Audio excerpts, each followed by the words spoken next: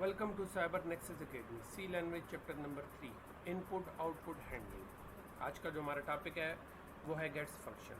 Gets function basically हमारे पास input function होता है और इस इनपुट फंक्शन के ज़रिए हम इंटायर स्ट्रिंग जो है उसको रीड करने की कोशिश करते हैं। पहले हम उसको स्टोर करते हैं और फिर उसको रीड करने की कोशिश करते हैं।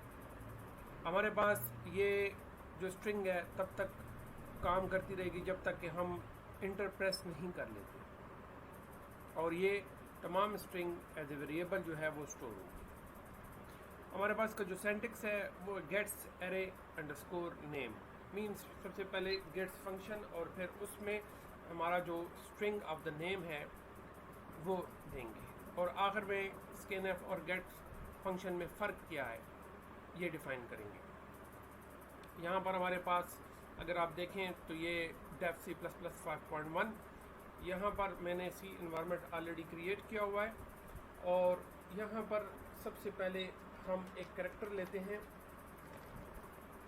मिसाल कैरेक्टर और फिर नेम ऑफ द वेरिएबल और आखिर में स्ट्रिंग की जो लिमिट है वो 20 है।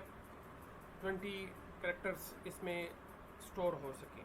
उसके बाद हम गेट्स फंक्शन ले लेते हैं और यहाँ पर फंक्शन के बाद जो वेरिएबल है हमारे पास उसका नेम और आखिर में हम प्रिंट करवाने के लिए पुट्स ले लेते हैं और पुट्स में variable name. Execute compile and run. जब हम एग्जीक्यूट कंपाइल और रन करते हैं तो हम यहाँ पर लिखते हैं जॉन स्मिथ। अब हम इंटर करते हैं तो अगर आप देखें तो ये पूरे जो अल्फ़ाबेट्स हैं इसने पूरे अल्फ़ाबेट्स विद वाइट स्पेस इसने इसको स्टोर किया और स्टोर करने के बाद जब मैंने इंटर किया तो इंटर करने के बाद उसने मुझे मेरे जो रिज़ल्ट था वो शो कर दिया। अब क्वेश्चन ये बनता है कि हमारे पास जब गेट्स है तो फिर हमें स्कैनफ की क्या ज़रूरत पड़ती है, दोनों में फ़र्क क्या है। तो यहाँ पर स्कैनफ के लिए थोड़ा सा इसको चेंज कर लेते हैं। तो यहाँ पर स्कैनफ डबल कॉलन और %s कॉमा एंड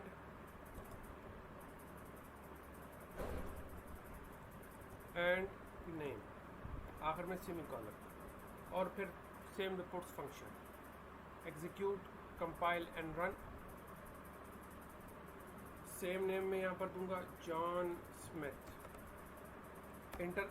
अब अगर आप देखें तो इसमें जॉन जो है इसने सिर्फ प्रिंट किया है, बाकी आगे का स्पेस इसने छोड़ दिया है। उसकी बेसिकली वजह यह है कि स्कैनफ में हमारे पास जो वाइट स्पेस होते हैं, जब भी वाइट स्पेस आएगा स्कैनफ की जो स्टेटमेंट है वो टर्मिनेट हो जाएगी। सो लिहाजा स्कैनफ में और पुट्स फंक्शन में डिफरेंस यही है कि दोनों में हमारे पास जो गेट्स फंक्शन है उसमें जो वाइट स्पेस है वो भी काउंट होता है और जितनी स्टेटमेंट आपने दी है वो सारी की सारी प्रिंट होगी।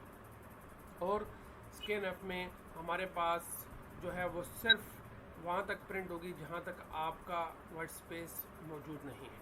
तो आज के लेक्चर में हमने सीखा कि हमारे पास जो गेट्स फंक्शन है वो क्या होता है, उसमें हम किस तरीके से अपना जो स्ट्रिंग्स हैं वो एज ए वेरिएबल की शक्ल में स्टोर कर सकते हैं और फिर उसको प्रिंट करा सकते हैं और स्कैनफ में और गेट्स फंक्शन में फ़र्क क्या है। Thank you.